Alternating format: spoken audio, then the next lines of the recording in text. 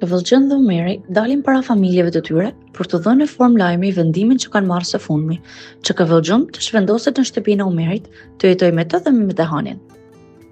Të gjithë pa përjashtim e mirëpresin lajmin, aq sa Këvëllxhëm thot me shaka se po ndihet si e përzën nga familja e saj. Me buzë në gaz, Doa dhe nëna ndihmojnë Këvëllxhëmin të përgatisë valixhet.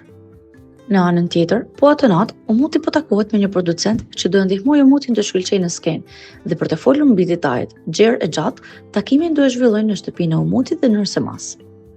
Producenti çuditet shumë që Umuti e ka bashkëshorten me Shami dhe këtë ja përcjell, duke i thënë se është një detaj që duhet ta fshihej nëse do të jetë një ikon muzike. Umuti nuk e kupton, ndaj dhe producenti vazhdon t'i shpjegojë, duke i thënë se ka vetëm dy rrugë: të fshehë fare faktin që është i martuar, ose të sigurohet që fotografët nuk do e fotografojnë asnjëherë pranë gruas së tij Shami, sepse do e ndikonte për keq.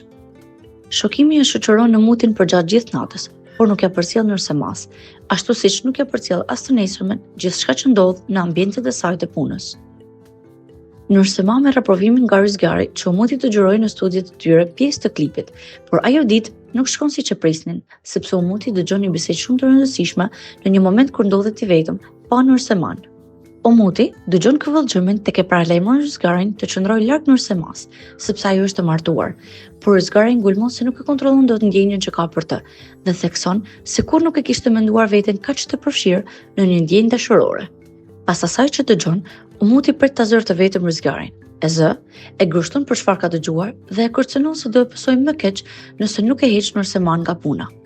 Umuti largohet i bindur se Rysgari nuk do të veprojë ndryshe, por në shtëpi mëson nga Nërsema se kjo e fundit ka marrë rritje në detyrë, është bërë koordinatore e ekipit të xhirimeve. Megjithatë, Umuti sërish nuk i tregon asgjë Nërsemas për çfarë ka dëgjuar dhe çfarë ka ndodhur atë ditë. Paralelisht, Gokhani nuk i tregon babait të tij se është divorcuar edhe me letra nga ish-gruaja.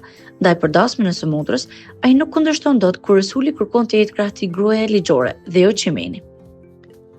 Gokhani e telefonon ish-gruan e tij për t'i kërkuar t'i bëjë nder e t'i bashkohet asaj dasme, por me kot, ajo është ndarë prej tij përfundimisht në çdo lloj aspekti.